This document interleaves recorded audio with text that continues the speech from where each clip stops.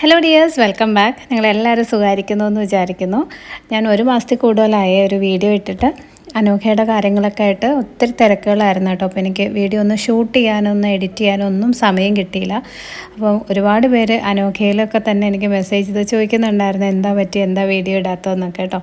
ഞാനിവിടെ സുഖമായിരിക്കുന്നു. തിരക്കുകൾ കൊണ്ടാണ് വീഡിയോ എടുക്കാതിരുന്നത്. പിന്നെ കുറേ പേര് വെയിറ്റ് ലോസ് എങ്ങനെ പോകുന്നു എന്നൊക്കെ ചോദിക്കുന്നുണ്ടായിരുന്നേ. വെയിറ്റ് ലോസ് നേരത്തെ പോലെ അത്ര സ്ട്രിക്റ്റ് അല്ലെങ്കിലും വലിയ കുഴപ്പമില്ലാതൊക്കെ ഇങ്ങനെ പോകുന്നുണ്ട് കേട്ടോ. വെയിറ്റൊക്കെ മെയിൻറ്റെയിൻ ചെയ്ത് കൊണ്ടുപോകാൻ പറ്റുന്നുണ്ട്. ഇടയ്ക്ക് ഇതുപോലെ കുറച്ച് ഷുഗറൊക്കെ കഴിക്കാറുണ്ട് കേട്ടോ. രാവിലെ ഒരു അരക്കപ്പ് കോഫി അല്ലെങ്കിൽ ചായയൊക്കെ കുടിക്കാറുണ്ട്, ഒന്ന് ഫ്രഷ് ആവാൻ വേണ്ടിയിട്ട്. അപ്പോൾ ഈ ഒരു വ്ലോഗും ഞാൻ ഒരു ദിവസമായിട്ട് ഷൂട്ട് ചെയ്തതല്ല, 2-3 ദിവസത്തെ കാര്യങ്ങളൊക്കെ കൂട്ടിച്ചേർത്തിട്ടുള്ളൊരു വ്ലോഗാണ് കേട്ടോ. അപ്പോൾ ഞാൻ ഒരു 6-7 മാസം മുന്നേ ഒരു എഗ് ബോയിലർ വാങ്ങിയിട്ടുണ്ടായിരുന്നേ ആമസോൺ ബേസിക്സിൻ്റെ. അപ്പോൾ അന്ന് തൊട്ട് പലരും എന്നോട് ചോദിക്കാറുണ്ട്, മെസ്സേജസിലായിട്ടൊക്കെ ചോദിക്കാറുണ്ട്, ഇത് കുറേ നാളായല്ലോ യൂസ് ചെയ്തിട്ട്, അതിൻ്റെ റിവ്യൂ ഒന്ന് പറയാമോന്നേ. ഞാനിത് ഡെയിലി യൂസ് ചെയ്യുന്നതാണ്. എനിക്ക് വളരെ ഉപയോഗമുള്ളൊരു സാധനമായിട്ട് തോന്നി കേട്ടോ. അപ്പോൾ സ്ഥിരമായിട്ട് തന്നെ ഉപയോഗിക്കുന്ന ഒരു ഐറ്റമാണ്. കാരണം ബോയിൽഡൊക്കെ എല്ലാ ദിവസവും നമ്മൾ കഴിക്കാറുണ്ട്. അപ്പോൾ ഇത് സിമ്പിളാണ്. 400 രൂപയ്ക്ക് താഴെയായിരുന്നു ആമസോണിൽ ഇതിൻ്റെ റേറ്റ് വരുന്നത്. അപ്പോൾ ആ ഒരു റേറ്റിന് വളരെ വെർത്തായിട്ടുള്ളൊരു ഐറ്റമായിട്ടാണ് എനിക്ക് തോന്നിയത്. പിന്നെ ഇത് സിമ്പിളാണ് യൂസ് ചെയ്യാൻ. ഇതിനകത്ത് ആവശ്യത്തിന് വെള്ളം ഒഴിച്ച് കൊടുക്കുക. എത്ര വെള്ളമാണ് ഒഴിക്കേണ്ടതെന്നൊക്കെ ഉള്ള ഒരു ഇൻസ്ട്രക്ഷൻ ഇതിൻ്റെ കൂടെ തന്നെ ഉണ്ടാവും കേട്ടോ.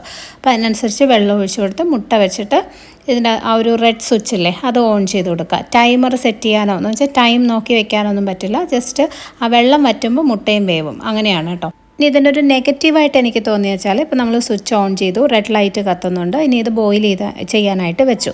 ഈ വെള്ളം ഫുള്ള് വറ്റിക്കഴിയുമ്പോഴേക്കും ഈ റെഡ് ലൈറ്റ് ഓട്ടോമാറ്റിക്കായിട്ട് ഓഫ് ആവും. പക്ഷേ അതിനൊരു അലാം ഒന്നും കേൾക്കില്ല, ഒരു ബെൽ സൗണ്ട് ഒന്നും കേൾക്കില്ല, ഇത് ഓഫായി എന്നറിയാനായിട്ട്. അപ്പോൾ ഇടയ്ക്ക് നമ്മളൊന്ന് ശ്രദ്ധിച്ചാലേ അത് ഓഫായിരിക്കുകയാണെന്ന് അറിയുള്ളൂ. അപ്പോൾ നമ്മൾ പ്ലഗ് ഓഫ് ചെയ്യണം, അല്ലെങ്കിൽ ഈ സ്വിച്ച് ഓഫ് ചെയ്യണം. ഇപ്പോൾ അത് രണ്ടും നമ്മൾ ചെയ്തില്ല, നമ്മൾ ശ്രദ്ധിച്ചില്ല എന്നുണ്ടെങ്കിൽ വീണ്ടും കുറച്ച് കഴിയുമ്പം ഇത് ഓൺ ആവുന്നുണ്ട്, ഓട്ടോമാറ്റിക്കായിട്ട് തന്നെ ഇത് ഓൺ ആവുന്നുണ്ട്. അപ്പോൾ പിന്നെ അതിനകത്ത് വെള്ളം ഇല്ലല്ലോ, അപ്പോൾ അത് വെറുതെ ഇങ്ങനെ ഇരുന്ന് ചൂടായിക്കൊണ്ടിരിക്കും. അതാണ് ഇതിൻ്റെ ഒരു നെഗറ്റീവായിട്ട് എനിക്ക് തോന്നിയത് കേട്ടോ. ഇതുപോലെ വീണ്ടും ഓൺ ആവും. അപ്പം ആ ഒരു നെഗറ്റീവ് മാത്രമേ ഉള്ളൂ. അപ്പോൾ ഇടയ്ക്ക് നമ്മളൊന്ന് ശ്രദ്ധിച്ചാൽ മാത്രം മതി ഇത് ഓഫായിരിക്കുകയാണോ എന്നുള്ളത്. അങ്ങനെയാണെങ്കിൽ പ്ലഗ് അല്ലെങ്കിൽ ഈ ഒരു റെഡ് സ്വിച്ച് അങ്ങ് ഓഫ് ചെയ്ത് വയ്ക്കാം. ഇത് എല്ലാ വീടുകളിലും ആവശ്യമുള്ള സാധനമാണ് എന്നൊന്നും ഞാൻ പറയില്ല കേട്ടോ. പക്ഷേ യൂസ്ഫുള്ളാണ്. നമുക്ക് എന്ത് സാധനമായാലും നമ്മൾ കൊടുത്ത വിലയ്ക്ക് വെർത്താണോ എന്നുള്ളതാണല്ലോ നോക്കേണ്ടത്. അപ്പോൾ ഒരു 400 രൂപയ്ക്ക് താഴെയുള്ളൊരു ഐറ്റം എന്നുള്ള രീതിയിൽ ഇത് വളരെ യൂസ്ഫുൾ തന്നെയാണ്. ഞാൻ കഴിഞ്ഞ 6 months ആയിട്ട് ഡെയിലി യൂസ് ചെയ്യുന്ന ഒരു ഐറ്റമാണ് കേട്ടോ. പിന്നെ കഴിഞ്ഞ വീഡിയോ ഇട്ടപ്പോൾ കുറച്ച് പേര് ഇലക്ട്രിസിറ്റി ബില്ലിനെ കുറിച്ചൊക്കെ പറയുന്നുണ്ടായിരുന്നു. ഈ ഒരു എഗ് ബോയിലർ യൂസ് ചെയ്തതുകൊണ്ട് എനിക്കിവിടെ ഇലക്ട്രിസിറ്റി ബില്ലിലൊന്നും ഒരു മാറ്റവും വന്നിട്ടില്ല. കാരണം വളരെ മിനിമൽ ഇലക്ട്രിസിറ്റി മാത്രമാണത് എടുക്കുന്നത്. പിന്നെ ഇതിൻ്റെ റിവ്യൂ ചോദിക്കുന്നവരിൽ കൂടുതൽ പേർക്കും ഉള്ളൊരു ഡൗട്ടായിരുന്നു, ഇത് തുരുമ്പ് പിടിക്കുന്നുണ്ടോ, കുറേ ദിവസം യൂസ് ചെയ്ത് കഴിഞ്ഞപ്പോൾ തുരുമ്പ് പിടിക്കുന്നുണ്ടോ എന്നുള്ളത്. അപ്പോൾ ആമസോണിൽ പോയി നോക്കുമ്പോഴും കുറേ റിവ്യൂസിലൊക്കെ ഇങ്ങനെ ഈ തുരുമ്പ് പിടിക്കുന്ന ഒരു കാര്യം പറയുന്നുണ്ടായിരുന്നു. പക്ഷേ എനിക്കങ്ങനെ ഒരു പ്രോബ്ലം ഇതുവരെ വന്നിട്ടില്ല കേട്ടോ. നമ്മൾ കുറച്ച് ദിവസം യൂസ് ചെയ്ത് കഴിയുമ്പോഴേ ഇതിനകത്ത് ഇങ്ങനെ ഒരു കറ വരും, ഒരു സ്റ്റെയിൻ വരും. അതായിരിക്കാം ചിലപ്പോൾ അവർ തുരുമ്പായിട്ട് കാണുന്നത്. പക്ഷേ അത് തുരുമ്പല്ല. ഞാൻ പറഞ്ഞില്ലേ, ഇങ്ങനെ നന്നായിട്ട് ചൂടായൊക്കെ ഇരിക്കുന്ന ഒരു സാധനം ആയതുകൊണ്ട് കുറച്ച് ദിവസം കഴിയുമ്പോൾ അതിനകത്തൊരു കറ വരുന്നതാണ്. അത് നമുക്ക് ഈസി ആയിട്ട് തന്നെ ക്ലീൻ ചെയ്ത് കളയാവുന്നതേ ഉള്ളൂ. അപ്പോൾ ഒരു 3-4 ദിവസം കൂടുമ്പോൾ ജസ്റ്റ് ഒന്ന് ക്ലീൻ ചെയ്ത് കൊടുക്കുക. ഞാൻ സാധാരണ ചെയ്യുന്നത് ഇതുപോലെ കുറച്ച് നമ്മുടെ പാത്രം കഴുകുന്ന ലിക്വിഡ് ഉണ്ടല്ലോ അത് ഒഴിച്ചു കൊടുക്കും. അതിൻ്റെ കൂടെ തന്നെ കുറച്ച് വിനീഗർ കൂടി ഒഴിച്ചു കൊടുക്കും. ബേക്കിംഗ് സോഡ ഉണ്ടെങ്കിൽ അതും ഇടാം കേട്ടോ, നിർബന്ധമില്ല, ഇത് രണ്ടും ആയാലും മതി. സിന്തറ്റിക് വിനീഗറാണേ. ഇനി ഒരു സ്പോഞ്ച്, ഒരു സ്ക്രബ്ബറോ എന്തെങ്കിലും വെച്ചിട്ട് ആദ്യം ജസ്റ്റ് ഇത് രണ്ടും കൂടെ ഒന്ന് മിക്സ് ചെയ്ത് വെക്കുന്നുള്ളൂ കേട്ടോ. ഒരുപാട് സ്ക്രബ് ചെയ്യുന്നില്ല, എന്ന് വെച്ചാൽ തേച്ച് കഴുകുന്നില്ല. ജസ്റ്റ് ആ വിനീഗറും സോപ്പും കൂടെ ഒന്ന് മിക്സ് ചെയ്തിട്ട് ഒരു 5 മിനിറ്റ് നമുക്കൊന്ന് മാറ്റി വയ്ക്കാം. കുറച്ച് കഴിഞ്ഞ് കഴുകുമ്പോൾ നല്ല ഈസി ആയിട്ട് ആ ഒരു കറയങ്ങ് പോയി കിട്ടും. ഇനി ഇതിൻ്റെ ഈ ഒരു മുകളിൽ വെക്കുന്ന ഒരു ലിഡ് പോലെ ഉണ്ടല്ലോ, അത് ജസ്റ്റ് നമുക്കൊരു ടൂത്ത് ബ്രഷ് വെച്ചോ അല്ലെങ്കിൽ സ്പോഞ്ച് വെച്ചോ തന്നെ ഈസി ആയിട്ട് കഴുകാവുന്നതേ ഉള്ളൂ. അതിനകത്തും ആ ഒരു കറയൊക്കെ പിടിച്ചിട്ടുണ്ടാവും. അത് ഇതുപോലെ നന്നായിട്ടങ്ങ് കഴുകിയെടുക്കാം.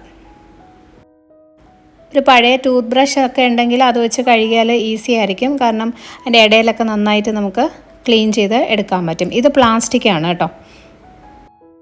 അപ്പോൾ ഇതുപോലെ നല്ല ക്ലീനായിട്ട് വരും. കണ്ടോ, ആ കറയെല്ലാം പോയി നല്ല പുതിയതുപോലെ ആയിട്ടുണ്ട്. ഒരു 5 മിനിറ്റൊക്കെ കഴിയുമ്പോൾ ഇതുപോലെ വീണ്ടും ആ ഒരു സ്പോഞ്ച് അല്ലെങ്കിൽ സ്ക്രബ് വെച്ചിട്ട് നന്നായിട്ട് നമുക്കങ്ങ് കഴുകിയെടുക്കാം. ഇപ്പോൾ കുറച്ചൊന്ന് നല്ല ഉരച്ച് തന്നെ അങ്ങ് കഴുകിയെടുത്താൽ മതി കേട്ടോ. സ്റ്റീൽ സ്ക്രബ് വേണമെന്നില്ല, സ്പോഞ്ച് മതി, ഈസി ആയിട്ട് തന്നെ ക്ലീൻ ചെയ്യാൻ പറ്റും. ഞാനൊരു ആഴ്ചയിൽ ഒരു ദിവസമൊക്കെയാണ് ഇത് ചെയ്യാറുള്ളത്. 2-3 ദിവസം കൂടുമ്പോഴൊക്കെ ചെയ്താൽ കുറച്ചും കൂടെ എളുപ്പത്തിൽ നമുക്ക് ക്ലീൻ ചെയ്യാൻ പറ്റും. ഇനി ആ ലിക്വിഡ് അങ്ങ് കളയാം. ഇത് ഞാൻ പിന്നെ നേരെ പൈപ്പിലോട്ട് വെച്ച് ക്ലീൻ ചെയ്തെടുക്കാറില്ല കേട്ടോ, ഉള്ളിലൊക്കെ വെള്ളം പോയാലോ എന്ന് വിചാരിച്ചിട്ടാണ്. അപ്പോൾ ഇതുപോലെ ഒരു ടവൽ എടുത്തിട്ട് നന്നായിട്ട് തുടച്ചെടുക്കും. അപ്പം ഒരു 4-5 പ്രാവശ്യം ടവലൊന്നും കൂടി കഴുകി ഫുള്ളായിട്ട് ആ സോപ്പ് പോകുന്നത് വരെ തുടച്ചെടുക്കുകയാണ് ചെയ്യുന്നത് കേട്ടോ. കംപ്ലീറ്റ് ആയിട്ട് പോകണം. നമ്മൾ കഴുകിയെടുക്കുന്ന പോലെ തന്നെ ഡയറക്റ്റ് വെള്ളത്തിൽ കഴുകിയെടുക്കുന്ന അത്രയും തന്നെ ക്ലീൻ ചെയ്ത് എടുക്കണം. അപ്പോൾ അതിൻ്റെ ഉള്ളിലോട്ടൊന്നും വെള്ളം പോകുന്നുള്ള പേടിയും വേണ്ട, നല്ലതായിട്ട് ക്ലീൻ ചെയ്ത് കിട്ടുകയും ചെയ്യും. ഇപ്പോൾ നോക്കിയേ, പുതിയതുപോലെ തന്നെ ആയിട്ടില്ലേ, ആ കറയെല്ലാം പോയിട്ടുണ്ട്. അപ്പോൾ ഇത് തുരുമ്പ് പിടിക്കുന്നതല്ല, ഇത് നിങ്ങൾക്ക് കണ്ടാൽ തന്നെ അറിയാം. ഞാൻ പറഞ്ഞ പോലെ 6 മാസം ഞാൻ കണ്ടിന്യൂസ് ആയിട്ട് യൂസ് ചെയ്തതാണ്. അതിനകത്ത് തുരുമ്പൊന്നും പിടിക്കില്ല കേട്ടോ. അപ്പോൾ ഇതാണ് എഗ് ബോയിലർ. ആമസോൺ ബേസിക്സിൻ്റെയാണ്, ലിങ്ക് താഴെ കൊടുത്തിട്ടുണ്ട്. ആവശ്യമുള്ളവർക്ക് ചെക്ക് ചെയ്ത് നോക്കാവേ.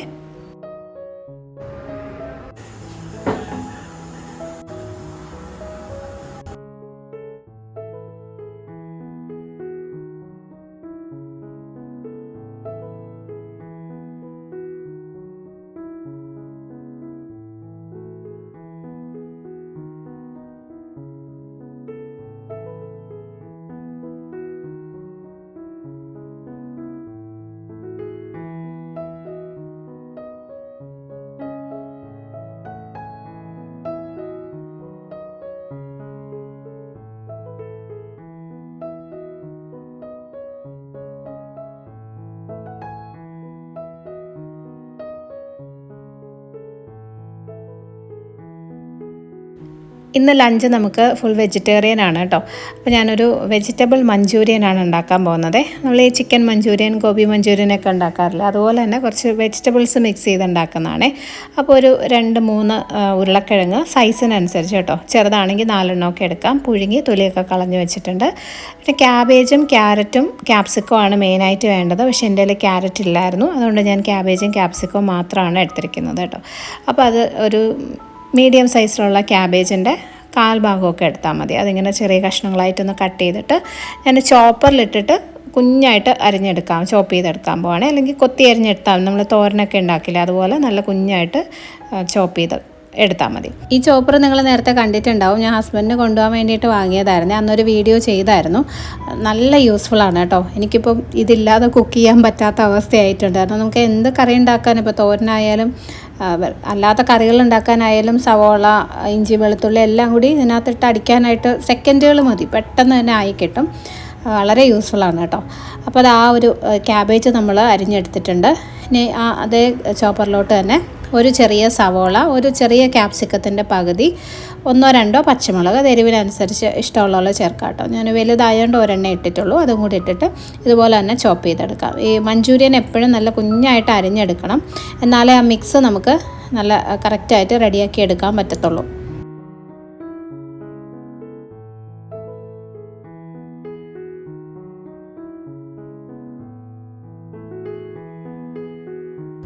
ഇനി ഒരു പ്ലേറ്റിലോട്ട് ഞാൻ ഈ ചോപ്പ് ചെയ്ത് വെച്ചതെല്ലാം ഇട്ട് കൊടുക്കുകയാണ് കേട്ടോ. ക്യാബേജ്, സവോള, പച്ചമുളക്, ക്യാപ്സിക്കം, ക്യാരറ്റ് ഉണ്ടെങ്കിൽ അതും ചേർക്കാം. 1 ടീസ്പൂണോളം, 1-1.5 ടീസ്പൂണോളം ഇഞ്ചി വെളുത്തുള്ളി പേസ്റ്റ് ഉണ്ടായിരുന്നു എൻ്റെ കയ്യിൽ, അത് ഇട്ട് കൊടുത്തിട്ടുണ്ട് കേട്ടോ. അപ്പോൾ പേസ്റ്റ് ഇല്ലെങ്കിൽ നമ്മൾ ആ സവോളയൊക്കെ അരിയത്തില്ല, അതിൻ്റെ കൂടെ തന്നെ ഇഞ്ചിയും വെളുത്തുള്ളിയും കൂടി ഇട്ട് നന്നായിട്ട് ചോപ്പ് ചെയ്തെടുത്താൽ മതി. പിന്നെ ഒരു 4 ഉരുളക്കിഴങ്ങ് പുഴുങ്ങി വെച്ചതായിരുന്നു, അതും കൂടി ഒന്ന് ഉടച്ച് ചേർത്ത് കൊടുക്കുക. ഒന്ന് ഗ്രേറ്റ് ചെയ്തിടുകയാണെങ്കിൽ മിക്സ് ചെയ്യാൻ കുറച്ചും കൂടെ എളുപ്പമായിരിക്കും. ഞാനത് ഓർത്തില്ല. അപ്പോൾ ഇനി ഇതിനകത്തേക്ക് കുറച്ച് സ്പൈസസ് ചേർക്കണം. ഏകദേശം ഒരു 3/4 ടീസ്പൂണോളം കുരുമുളക് പൊടിയും 1/2 ടീസ്പൂൺ മുളക് പൊടിയും കൂടി ഇട്ട് കൊടുക്കാവേ. പൊടികളുടെയൊക്കെ അളവ് നിങ്ങൾക്ക് കൂടുതൽ വേണമെങ്കിൽ ചേർക്കാം കേട്ടോ. അത് ഈ മഞ്ചൂരിയനിലൊന്നും ഒത്തിരി സ്പൈസസിൻ്റെ ആവശ്യമില്ല, വളരെ മിനിമലായിട്ട് മതി. ഒരു 1/2 ടീസ്പൂൺ കാശ്മീരി മുളക് പൊടിയും കൂടി ഇട്ടിട്ടുണ്ട്. പിന്നെ ആവശ്യത്തിനുള്ള ഉപ്പും കൂടി ചേർത്ത് കൊടുക്കണം. എന്നിട്ട് ഇത് നല്ലതായിട്ട് ആ ഒരു മിക്സ് കൈവച്ച് തന്നെ കുഴച്ചെടുക്കണം. സ്പൂൺ വെച്ചൊന്ന് മിക്സ് ചെയ്ത് കഴിഞ്ഞാൽ ശരിയാവത്തില്ല. കൈ വെച്ച് ആ ഉരുളക്കിഴങ്ങും ബാക്കി വെജിറ്റബിൾസും കൂടി നന്നായിട്ട് മിക്സ് ചെയ്ത് എടുക്കണം. ഒട്ടും വെള്ളമൊന്നും ചേർക്കരുത്. ഈ വെജിറ്റബിൾസിലും അതുപോലെ സവോളയിലൊക്കെ ചില വെള്ളം ഉണ്ടാവുമല്ലോ, ആ ഈർപ്പം തന്നെ മതിയാവും. ഇതുപോലെ നന്നായിട്ട് മിക്സ് ചെയ്തെടുക്കുക. ഉരുളക്കിഴങ്ങും കൂടെ ചേർത്ത് മിക്സ് ചെയ്യുമ്പോൾ ഈ ഒരു രീതിയിലായി കിട്ടും. ഇനി ഇതിനകത്തേക്ക് കുറച്ചും കൂടെ ഒന്ന് കട്ടിയായി കിട്ടാൻ വേണ്ടിയിട്ട് ഒരു ഇച്ചിരി കോൺഫ്ലോർ ഇടാം കേട്ടോ. ഞാൻ ആദ്യം ഒരു 3 ടേബിൾ സ്പൂൺ ചേർക്കുകയാണ്. മൈദ ആയാലും മതി. കോൺഫ്ലോർ ചേർത്തില്ലെങ്കിൽ നമ്മൾ ഈ വെജിറ്റബിൾസ് മാത്രമാകുമ്പം എണ്ണയിലിട്ട് ഫ്രൈ ചെയ്യുമ്പോൾ ചിലപ്പോൾ പൊടിഞ്ഞു പോകാനുള്ള ചാൻസ് ഉണ്ട്. അപ്പോൾ എത്രത്തോളം കോൺഫ്ലോർ വേണമെന്നുള്ളത് നോക്കിയിട്ട് ചേർത്ത് കൊടുക്കുക. ചിലപ്പോൾ ഈ ഓരോ സമയത്തും പച്ചക്കറികളിൽ നിന്ന് വരുന്ന വെള്ളത്തിൻ്റെ ഒരു ഈർപ്പത്തിൽ വ്യത്യാസം ഉണ്ടാവുമല്ലോ, അതിനനുസരിച്ച് കൂടുതൽ കോൺഫ്ലോർ വേണമെങ്കിൽ ചേർക്കണം. ഇനി ഇതുപോലെ ചെറിയ ഉരുളകളാക്കി എണ്ണയിലിട്ട് ഫ്രൈ ചെയ്തെടുക്കുക. കോൺഫ്ലോറിൻ്റെ അളവ് ഞാൻ പറഞ്ഞ പോലെ അഡ്ജസ്റ്റ് ചെയ്ത് കൊടുക്കണം കേട്ടോ. ആദ്യം ഒരു ഉരുള ഒന്ന് ഇട്ട് എണ്ണയിൽ ഫ്രൈ ചെയ്ത് നോക്കുക. ഒത്തിരി സോഫ്റ്റാണ്, പൊടിഞ്ഞു പോകുന്നു തോന്നുവാണെങ്കിൽ അതിനർത്ഥം നമുക്ക് കൂടുതൽ കോൺഫ്ലോർ വേണം എന്നാണ്. അപ്പോൾ ഇത് നല്ലൊരു ബ്രൗൺ കളറിൽ നല്ല ഒന്ന് ക്രിസ്പി ആയിട്ട് വരുന്നവരെ ഫ്രൈ ചെയ്തെടുക്കണം. സൺഫ്ലവർ ഓയിലാണ് യൂസ് ചെയ്തിരിക്കുന്നത്. വെളിച്ചെണ്ണ എടുത്തു കഴിഞ്ഞാൽ ഒരു മഞ്ചൂരിയൻ അല്ലേ, ഒരു ടേസ്റ്റിൽ ചെറിയൊരു വ്യത്യാസം വരും. അപ്പോൾ ഇതുപോലെ നന്നായിട്ടൊന്ന് ക്രിസ്പി ആയി കഴിയുമ്പോൾ അത് എണ്ണയിൽ നിന്ന് മാറ്റാം.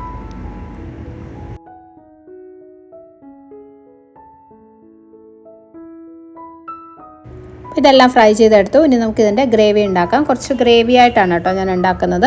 ഇപ്പോൾ ഒരു ബൗളിലോട്ട് ഏകദേശം ഒരു 2 ടീസ്പൂൺ 2 മുതൽ 2.5 ടീസ്പൂൺ അളവിൽ കോൺഫ്ലോർ എടുത്തിട്ടുണ്ട്. ഇതിനകത്തേക്ക് ഒരു 1/2 ടീസ്പൂൺ മുളക് പൊടി, കാശ്മീരി മുളക് പൊടിയാണ്. നല്ല കളറ് കിട്ടണമെങ്കിൽ കാശ്മീരി തന്നെ യൂസ് ചെയ്യണം.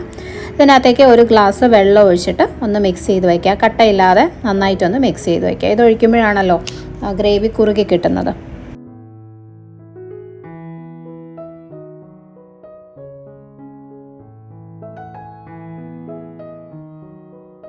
ഇനി നമ്മൾ ആ വെജിറ്റബിൾ ബോൾസ് ഫ്രൈ ചെയ്തെടുത്ത എണ്ണയുണ്ടല്ലോ, അത് തന്നെയാണ് ഗ്രേവി ഉണ്ടാക്കാൻ ഉപയോഗിച്ചിരിക്കുന്നത്. കുറച്ചേ എടുത്തിട്ടുള്ളൂ. ഗ്രേവിക്ക് ആവശ്യത്തിന് മാത്രം എണ്ണ വെച്ചാൽ മതി. ഇത് ചൂടോടുകൂടി തന്നെയാണ് ഞാൻ യൂസ് ചെയ്തിരിക്കുന്നത് കേട്ടോ. തണുത്തതിന് ശേഷം പിന്നെയും എണ്ണ ചൂടാക്കി ഉപയോഗിക്കുന്നതല്ല. ഇതിനകത്തേക്ക് ഒരു 2 ടീസ്പൂണോളം വെളുത്തുള്ളി ചെറുതായിട്ട് അരിഞ്ഞതും, ഒരു വലിയ സവോള ഇങ്ങനെ കുറച്ച് വലിയ ക്യൂബ്സ് ആയിട്ട് കട്ട് ചെയ്തതും, ഒരു ക്യാപ്സിക്കവും കൂടി ഇട്ട് നന്നായിട്ടൊന്ന് വഴറ്റിയെടുക്കുക. ഒന്ന് വാടിയാൽ മതി, ഒരുപാട് വേവ് ഒന്നും വേണ്ട, ഒത്തിരി നിറമൊന്നും മാറണ്ട. ജസ്റ്റ് ഒന്ന് വാടി വരുമ്പോൾ ഇതിനകത്തേക്ക് നമുക്ക് സോസ് ചേർക്കാം. ഏകദേശം ഒരു 2-2.5 ടേബിൾ സ്പൂണോളം ടൊമാറ്റോ സോസ്, തക്കാളി സോസ് ചേർത്തിട്ടുണ്ട്. 1 ടീസ്പൂൺ സോയാ സോസും കൂടി ഒഴിച്ചു കൊടുക്കുക. ഡാർക്ക് സോയാ സോസ് ആയിരുന്നു. 1/2 ടീസ്പൂൺ കാശ്മീരി മുളക് പൊടി. എല്ലാം കൂടി നന്നായിട്ടൊന്ന് മിക്സ് ചെയ്തെടുക്കാം. ലോ ഫ്ലെയിമിൽ വെച്ചാൽ മതി, ഒരുപാട് ഹൈ ഫ്ലെയിമിലേക്ക് ഇടണ്ട. മഞ്ചൂരിയൻ്റെ ഗ്രേവിയിൽ സവോളയും ക്യാപ്സിക്കവും ഒന്നും ഒത്തിരി വെന്തിട്ടുണ്ടാവില്ലല്ലോ, ജസ്റ്റ് ഒന്ന് വാടി ഒരു ഹാഫ് കുക്ക്ഡ് ആയിരിക്കും. ഇതിനകത്തേക്ക് ഗ്രേവിക്ക് ആവശ്യത്തിനുള്ള വെള്ളം ഒഴിച്ചു കൊടുക്കണം. കോൺഫ്ലോർ ചേർക്കുമ്പോൾ നന്നായിട്ട് കുറുകും, അപ്പോൾ അതിനനുസരിച്ച് വെള്ളം ഒഴിച്ചോളൂ കേട്ടോ. ഏകദേശം ഒരു 2.5 കപ്പോളം വെള്ളം ഞാൻ ഒഴിച്ചിട്ടുണ്ട്. ഒരു പച്ചമുളകും കൂടി ഇട്ടിട്ടുണ്ട് കേട്ടോ. ഇനി ഇത് നന്നായിട്ടൊന്ന് തിളച്ച് സവോളയും ക്യാപ്സിക്കും ഒക്കെ ഒരു പകുതി വെന്ത് കഴിയുമ്പോൾ ഇതിനകത്തേക്ക് ആ ഒരു കോൺഫ്ലോറിൻ്റെ മിക്സ് ഒഴിച്ചു കൊടുക്കുക. ഇത് ഒഴിച്ച ഉടനെ തന്നെ കുറുകും, അപ്പോൾ ലോ ഫ്ലെയിമിലേക്ക് വെച്ചാൽ മതി. കുറച്ചൊന്ന് തിളയ്ക്കണം, അല്ലെങ്കിൽ കോൺഫ്ലോർ വേവണമല്ലോ, അല്ലെങ്കിൽ അതിൻ്റെ ഒരു പച്ച ചുവ ഉണ്ടാവേ. അപ്പോൾ ലോ ഫ്ലെയിമിലേക്ക് വെച്ച് ഇതൊന്ന് കുറുകി ഒന്ന് തിളയ്ക്കുകയും കൂടി വേണം. ഇത് കഴിഞ്ഞിട്ട് ഉപ്പ് നോക്കിയിട്ട് ചേർത്ത് കൊടുക്കുക കേട്ടോ. കാരണം ഈ സോസിലൊക്കെ ആവശ്യത്തിന് ഉപ്പ് ഉണ്ടാവും, അപ്പോൾ അതൊന്ന് നോക്കിയതിന് ശേഷം വേണമെങ്കിൽ ആവശ്യത്തിന് ഇട്ട് കൊടുക്കുക. പിന്നെ ഒരു 1/2 ടീസ്പൂൺ പഞ്ചസാരയും കൂടി ചേർത്തിട്ടുണ്ട്, സോസിന് ആ ഒരു ടേസ്റ്റ് കിട്ടാൻ വേണ്ടിയിട്ടാണ്. നന്നായിട്ട് മിക്സ് ചെയ്തെടുക്കുക. ഇനി ലോ ഫ്ലെയിമിലേക്ക് വെച്ചിട്ട് നമ്മൾ നേരത്തെ ഫ്രൈ ചെയ്ത് വെച്ച വെജിറ്റബിൾ ബോൾസ് ഉണ്ടല്ലോ, അതിനകത്തേക്ക് ഇട്ട് കൊടുക്കാം. ഈ വെജിറ്റബിൾ ബോൾസിന് പകരം ഈ പച്ചക്കറികളുടെ കൂടെ തന്നെ കുറച്ച് ചിക്കൻ മിൻസ് ചെയ്ത് ചേർത്ത്, ചിക്കൻ ഇങ്ങനെ അരച്ചെടുത്ത് ചെയ്യത്തില്ലേ, അതുപോലെ ബോൾസാക്കി ഉണ്ടാക്കിയാലും ഇത് നല്ല ടേസ്റ്റാണ് കേട്ടോ. നന്നായിട്ട് ആ ഗ്രേവി ഒന്ന് കോട്ട് ചെയ്തെടുക്കുമ്പോൾ നമ്മുടെ vegetable manchurian ready. Spring onion ഉണ്ടെങ്കിൽ ലാസ്റ്റ് ഇട്ട് കൊടുക്കാം. അപ്പോൾ ഇത്രയേ ഉള്ളൂ, വെജിറ്റബിൾ മഞ്ചൂരിയൻ റെഡി. ചപ്പാത്തിക്കും അതുപോലെ ഫ്രൈഡ് റൈസ്, ഗീ റൈസ് ഒക്കെ ഉണ്ടാക്കാം, നല്ലൊരു കോമ്പിനേഷനാണ്. അപ്പോൾ ഞാനിന്ന് ഫ്രൈഡ് റൈസ് ഉണ്ടാക്കണം എന്നാണ് വിചാരിച്ചത്, പക്ഷേ സമയം കുറച്ച് ലേറ്റായി പോയതുകൊണ്ട് പിന്നെ ഒരു തട്ടിക്കൂട്ട് റൈസ് ആക്കി കേട്ടോ. കുറച്ച് നെയ്യ് ഒഴിച്ചിട്ട് ഒരു ചെറിയ സവോള, കുറച്ച് സവോള ഒന്ന് നന്നായിട്ട് വഴറ്റിയെടുത്തു. ഇനി ഇതിനകത്തേക്ക് എൻ്റെ കയ്യിൽ ചിക്കൻ ക്യൂബ്സ് ഇരിപ്പുണ്ടായിരുന്നു, മാഗിയുടെ ചിക്കൻ ക്യൂബ്സ് ഉണ്ടല്ലോ, നമ്മൾ ഈ മന്തിയിലൊക്കെ ചേർക്കുന്നത്, അതുണ്ടായിരുന്നു കേട്ടോ. അതൊരെണ്ണം ഒന്ന് പൊടിച്ച് ഇട്ട് കൊടുത്തിട്ടുണ്ട്. ഇത് ചേർക്കുമ്പോൾ നല്ലൊരു ടേസ്റ്റാണ്. ഇതൊന്നും സ്ഥിരമായിട്ട് നമ്മൾ വീട്ടിൽ യൂസ് ചെയ്യുന്ന സാധനമല്ല, വല്ലപ്പോഴും വളരെ റെയറായിട്ട് ഇതുപോലെ എന്തെങ്കിലുമൊക്കെ സ്പെഷ്യലായിട്ട് വേണമെന്നുള്ളപ്പോൾ മാത്രം ഉപയോഗിക്കുന്നതാണ് കേട്ടോ. അതിനകത്തോട്ട് വേവിച്ച് വെച്ച ബസ്മതി റൈസ് ഉപ്പിട്ട് വേവിച്ചതായിരുന്നു, അതും കൂടെ ചേർത്ത് നല്ലപോലെ മിക്സ് ചെയ്തെടുക്കുക. നന്നായിട്ട് ആ ഒരു മസാല കോട്ട് ചെയ്ത് കിട്ടാൻ വേണ്ടി ഞാൻ 2 പ്രാവശ്യമായിട്ടാണ് ഇത് ചെയ്തത് കേട്ടോ. അപ്പോൾ ഇത്രയും റൈസിനാണ് ഒരു ക്യൂബ് യൂസ് ചെയ്തിട്ടുള്ളത്. ഈ ചിക്കൻ ക്യൂബ് ചേർക്കുമ്പോൾ തന്നെ റൈസിന് നല്ലൊരു ടേസ്റ്റാണ്. അപ്പം ഇന്നിപ്പോൾ ഫ്രൈഡ് റൈസ് ഉണ്ടാക്കാനുള്ള സമയമില്ലാത്തത് കൊണ്ട് ഞാനിങ്ങനെ ചെയ്തെടുത്താണ്. അതും ആ ഒരു മഞ്ചൂരിയനും കൂടെ ആകുമ്പോൾ നല്ലൊരു കോമ്പിനേഷനായിരുന്നു. അപ്പോൾ ഇതാണ് ഇന്നത്തെ ലഞ്ച്.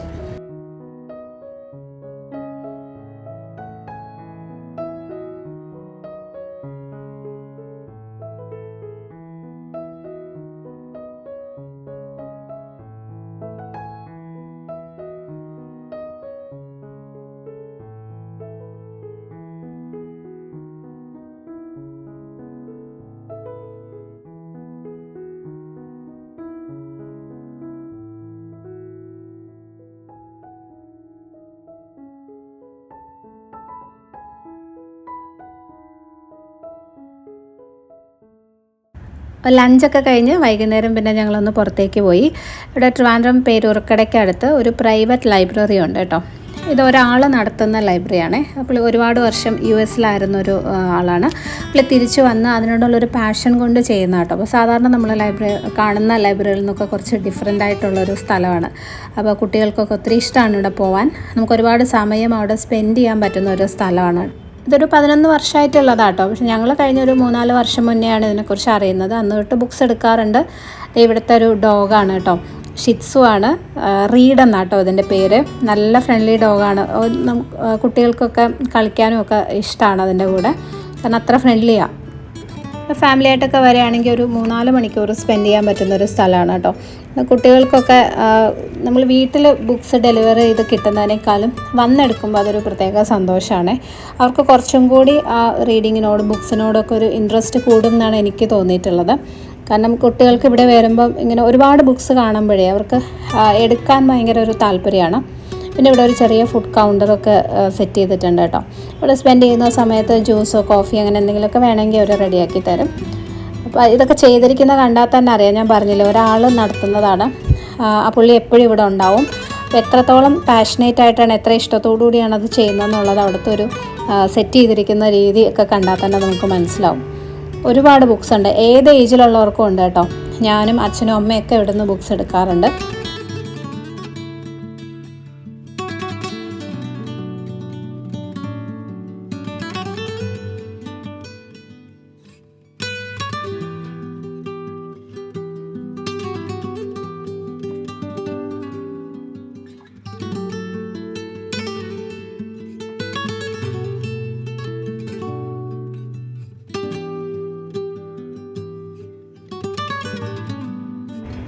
താഴത്തെ നിലയിൽ ഫുള്ള് ബുക്സാണ്. അടുത്ത ഫ്ലോറിലേക്ക് പോകുമ്പോൾ അവിടെ ഗെയിംസൊക്കെയാണ് സെറ്റ് ചെയ്തിരിക്കുന്നത്. പുറത്തുനിന്ന് നമുക്ക് ബുക്ക് ചെയ്തിട്ട് പേയ്മെൻറ്റ് ചെയ്യണം. ബുക്ക് ചെയ്തിട്ട് പോയി കളിക്കുകയൊക്കെ ചെയ്യാം. പിന്നെ റീഡിംഗ് റൂമൊക്കെ ഉണ്ട് കേട്ടോ. അപ്പോൾ ഇവിടെ ഈ മെഡിക്കൽ സ്റ്റുഡൻസൊക്കെ എക്സാമിൻ്റെ സമയത്തൊക്കെ വന്ന് പഠിക്കാനൊക്കെ ആയിട്ട് ബുക്സ് എടുത്ത് റെഫർ ചെയ്ത് പഠിക്കാനൊക്കെ ആയിട്ട് യൂസ് ചെയ്യാറുള്ളതാണ്.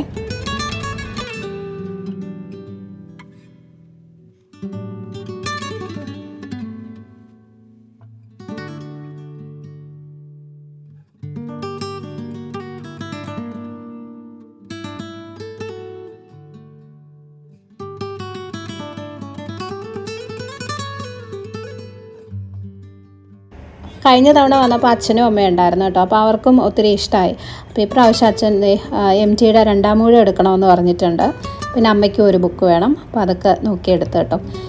ഇവിടെ ബുക്സ് നമുക്ക് ഡൊണേറ്റ് ചെയ്യുകയും ചെയ്യാവേ. ഇവിടെ ഇരിക്കുന്ന കുറേ ബുക്സും ഇതുപോലെ പലരും ഡൊണേറ്റ് ചെയ്തതാണ്.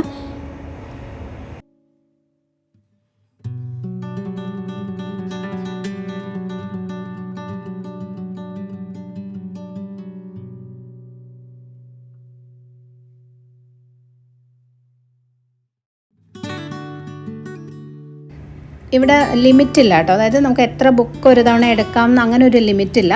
നമ്മൾ എത്ര എടുക്കുന്നോ അതിൻ്റെ എത്രയോ ഒരു പെർസെൻറ്റേജ് അതിനനുസരിച്ചാണ് ഫീസ് വരുന്നത്. ഓരോ തവണയും നമ്മൾ പേ ചെയ്യുകയാണ് ചെയ്യേണ്ടത്. പ്രൈവറ്റ് ലൈബ്രറി ആയതുകൊണ്ടാണ് അങ്ങനെ. അപ്പോൾ നമുക്ക് ഇഷ്ടമുള്ള പോലെ എടുക്കാം. 1-2 ബുക്സ് മതിയെന്നുണ്ടെങ്കിൽ അത്ര മിനിമലായിട്ടുള്ള ചാർജേ ആവുള്ളൂ. അപ്പോൾ കുട്ടികളെയും കൊണ്ട് വരുന്നത് കൊണ്ടാണ് നമ്മൾ കൂടുതൽ ബുക്സ് എടുക്കുന്നത്. ഞാൻ കഴിഞ്ഞ കുറച്ച് നാളായിട്ട് ഹാർലൻ കോബൻ ബുക്സ് ആണ് വായിക്കുന്നത് കേട്ടോ. അതുപോലെ നെറ്റ്ഫ്ലിക്സിൽ ഇതിൻ്റെ സീരീസ് വരാറുണ്ട്, വെബ് സീരീസ് വരാറുണ്ട്. അപ്പോൾ അത് 1-2 എണ്ണം കണ്ടു കഴിഞ്ഞപ്പോൾ എനിക്ക് ഒത്തിരി ഇഷ്ടപ്പെട്ടു. മിസ്റ്ററിയാണ്. ഹാർലൻ കോബൻ ബുക്സ് സാധാരണ എല്ലാ സ്ഥലത്തും അങ്ങനെ കിട്ടാറില്ല. പക്ഷേ ഇവിടെ ഒത്തിരി നല്ലൊരു കളക്ഷൻ ഉണ്ട് കേട്ടോ. അപ്പോൾ ഞാൻ എപ്പോഴും അതാണ് എടുക്കാറുള്ളത്. കഴിഞ്ഞ പ്രാവശ്യം 2 ബുക്ക് എടുത്തിട്ടുണ്ടായിരുന്നു, അപ്പോൾ ഞാനത് തപ്പി പോയതാണ്. ഇപ്രാവശ്യവും അങ്ങനെ നോക്കി 2 എടുത്തു.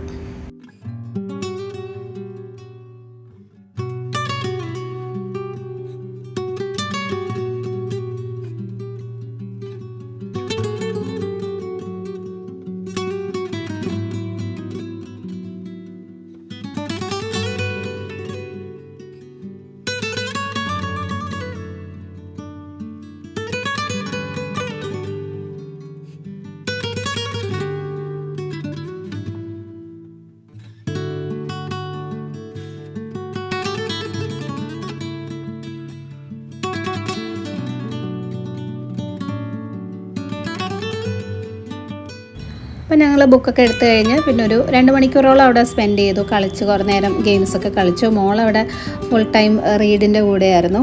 ഒരു പാവം ഡോഗാണ് കേട്ടോ. കുട്ടികളെയൊക്കെ ഒത്തിരി ഇഷ്ടമാണ് അവന്. ഈ വെക്കേഷൻ സമയത്ത് കുട്ടികളെ എന്തിലെങ്കിലുമൊക്കെ എൻഗേജ് ചെയ്യിക്കുക എന്നുള്ളത് കുറച്ച് ബുദ്ധിമുട്ടാണ് ഇപ്പോൾ. കാരണം നമ്മളും വർക്ക് ചെയ്യുമായിരിക്കും. അപ്പം ആ ഒരു തിരക്കിനിടയ്ക്ക് അവർ ഫുൾ ടൈം ഫോണും ടി വിയൊക്കെ ആയിട്ട് പോകും. അപ്പോൾ അതുകൊണ്ടാണ്, അത് ഒഴിവാക്കാൻ വേണ്ടിയിട്ടാണ് ഇതുപോലെ എന്തെങ്കിലുമൊക്കെ ചെയ്യിക്കുന്നത്. കുറച്ച് ബുക്സൊക്കെ കിട്ടുമ്പോൾ പിന്നെ 1-2 ദിവസം അതൊക്കെ വായിച്ചോട്ടെങ്കിൽ ഇരിക്കുമല്ലോ എന്ന് വിചാരിക്കും. അതെ, രാത്രിയായി. ഞങ്ങൾ തിരിച്ച് വീട്ടിലേക്ക് പോവാണ്. പുതിയ വ്ലോഗ്സും വീഡിയോസൊക്കെ ചെയ്യണം എന്ന് എനിക്കും തന്നെയാണ് എൻ്റെ ഇഷ്ടം കേട്ടോ. പക്ഷേ സമയക്കുറവ് കൊണ്ടാണ് ഞാൻ പറഞ്ഞ പോലെ. അപ്പോൾ എന്തായാലും പറ്റുന്നിടത്തോളം പെട്ടെന്ന് തന്നെ പുതിയ വ്ലോഗ്സൊക്കെ ആയിട്ട് വീണ്ടും കാണാം. Bye dears, thank you for watching.